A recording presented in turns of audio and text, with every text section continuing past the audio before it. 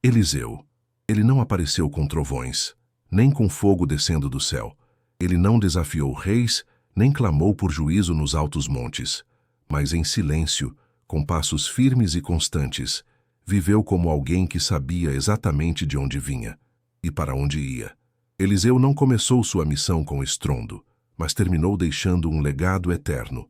Num mundo marcado por pressa, competição e busca por reconhecimento, a história de Eliseu nos convida a refletir sobre algo raro, a fidelidade silenciosa.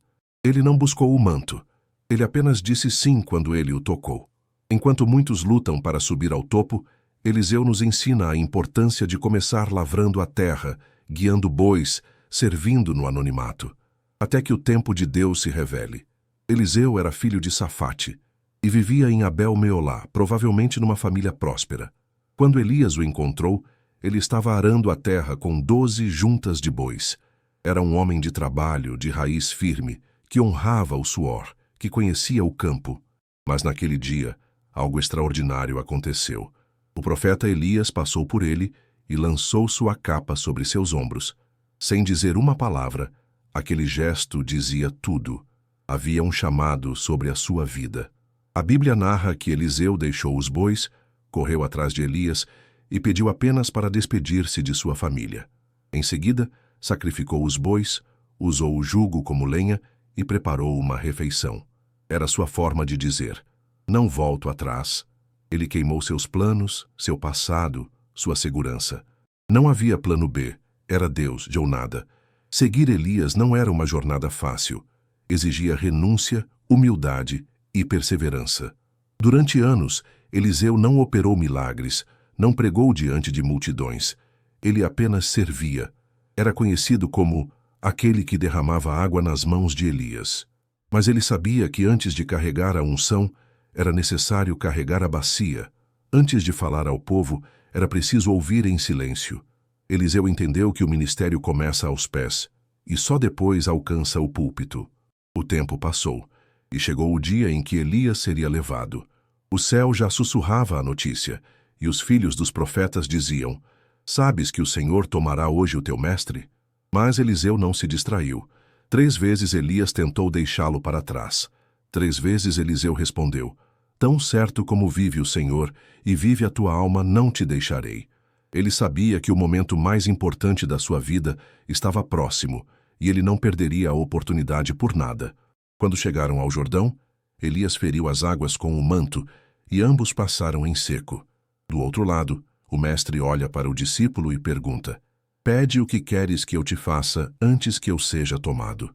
Eliseu não hesita: peço-te porção dobrada do teu espírito. Ele não queria fama nem posição, queria o encargo, queria continuar o que havia sido começado. E então, cavalos e carros de fogo os separaram, e Elias foi levado em um redemoinho ao céu. Eliseu viu tudo e chorou. Rasgou suas vestes em sinal de luto. Mas algo caiu diante de seus olhos: o manto. Aquilo que o tocou anos antes, agora estava completamente sobre ele. O chamado havia se cumprido. Eliseu não apenas viu, ele estava pronto para continuar. Se essa história já está tocando o seu coração, aproveita e deixa o seu like no vídeo. Às vezes, uma palavra como essa pode ser exatamente o que uma alma cansada precisa ouvir. Vamos continuar. O ministério de Eliseu começou no mesmo lugar onde o de Elias terminou, à margem do Jordão. Ali, com o manto em mãos, ele clamou: onde está o Deus de Elias? E ao tocar as águas com a capa, o rio se abriu novamente.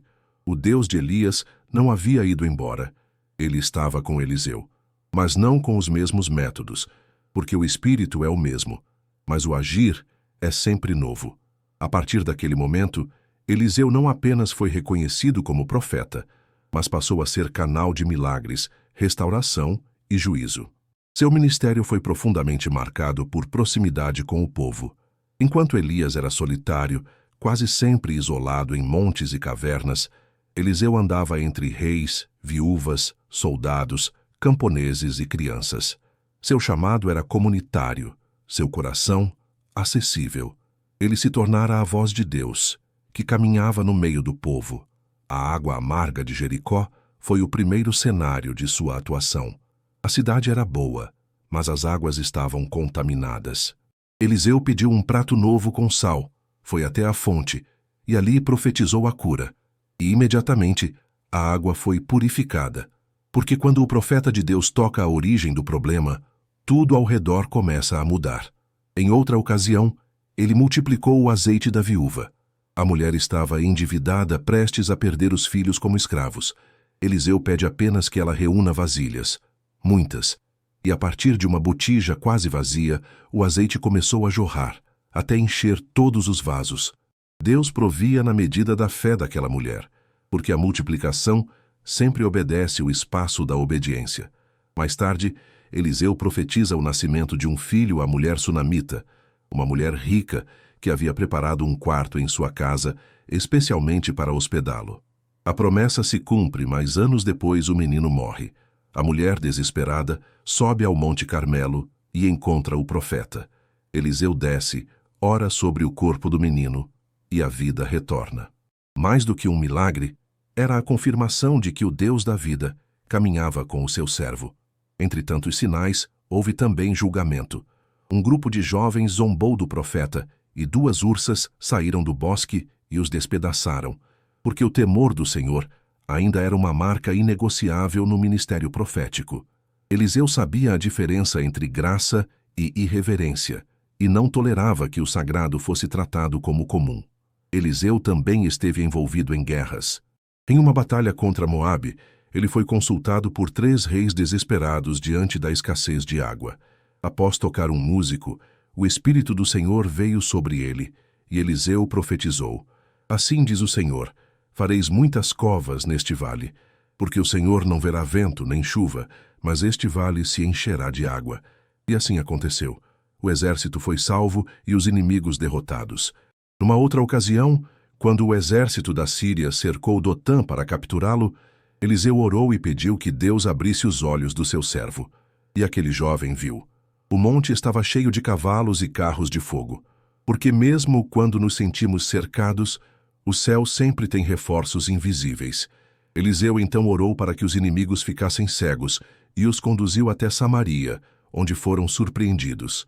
Não com espada, mas com misericórdia. Foram alimentados e libertos.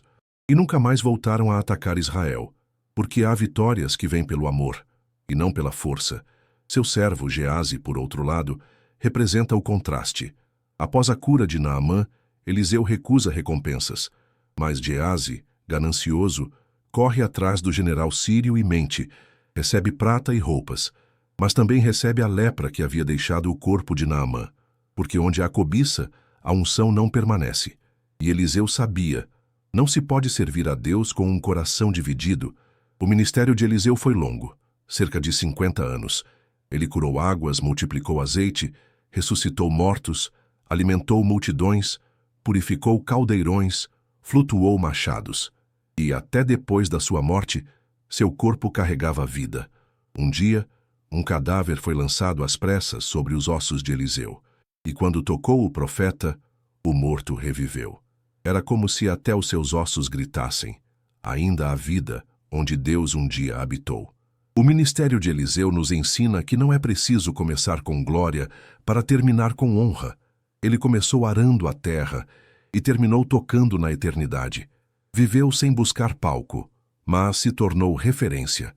Não buscou o manto o encontrou. Porque Deus não unge os mais fortes nem os mais populares. Deus unge os disponíveis. Eliseu não era o mais improvável, mas também não era o mais esperado. Ele estava lá, entre os bois, fazendo o que sempre fazia. Foi encontrado no ordinário, para realizar o extraordinário. Quando Elias lançou a capa sobre ele, Eliseu não disse uma palavra, mas sua resposta foi maior do que 1000 discursos. Matou os bois, quebrou os arados, preparou uma refeição e seguiu o chamado. Essa decisão nos confronta até hoje. Quantos estão prontos para queimar seus planos? Quantos estão dispostos a abrir mão do conforto? Eliseu entendeu que servir a Deus exige entrega total. Ele não deixou uma porta aberta para o retorno. Ele não disse: se der certo, eu continuo. Ele disse: se Deus chamou, então eu irei até o fim. E ele foi.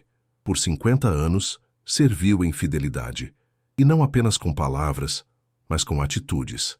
Alimentou o pobre e orientou o rei. Chorou com os enlutados e confrontou o pecado. Multiplicou o azeite e fez machados flutuarem. Foi profeta no palácio e na casa da viúva. Foi resposta para reis e consolo para mães. E isso mostra que a unção não é medida pela posição, mas pela disposição. A história de Eliseu também nos mostra que o verdadeiro ministério se preocupa com pessoas. Ele cuidava de cada um com atenção, compaixão e sabedoria. Seus milagres não eram para exibição, mas para restauração. Seus atos não eram apenas para impressionar, mas para transformar. Ele não buscava os grandes feitos, apenas obedecia. E por isso, os grandes feitos o seguiam. Eliseu foi também o profeta da sensibilidade. O Deus que abriu o Jordão com Elias, agora falava com ele em meio a pequenos gestos. O machado que caiu na água, a panela envenenada, a dor da mulher que perdeu o filho, o temor do servo cercado pelos sírios. Ele ouvia o coração das pessoas, e por isso o céu respondia através dele. Mas talvez o maior milagre da sua história seja aquele que aconteceu depois da sua morte. Quando um homem morto foi lançado sobre os seus ossos e reviveu, Deus estava dizendo: quando alguém vive completamente em mim, até o que fica para trás carrega a vida. O legado de Eliseu ultrapassou o tempo. Sua influência continuou mesmo quando ele já não caminhava entre os homens. E isso nos confronta. Qual será o rastro que deixamos?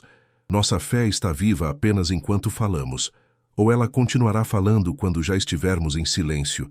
O ministério de Eliseu é um convite a viver com profundidade, com propósito, com paixão por Deus e pelas pessoas. Hoje, o manto não é físico. Não se vê caindo dos céus como naquela estrada entre Elias e Eliseu, mas o chamado ainda ecoa. Deus ainda busca corações disponíveis.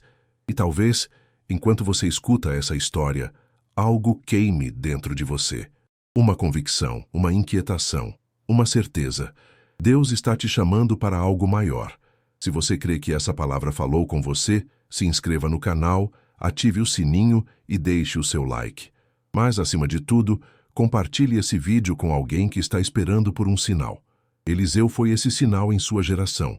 E quem sabe você não será o sinal em sua geração também?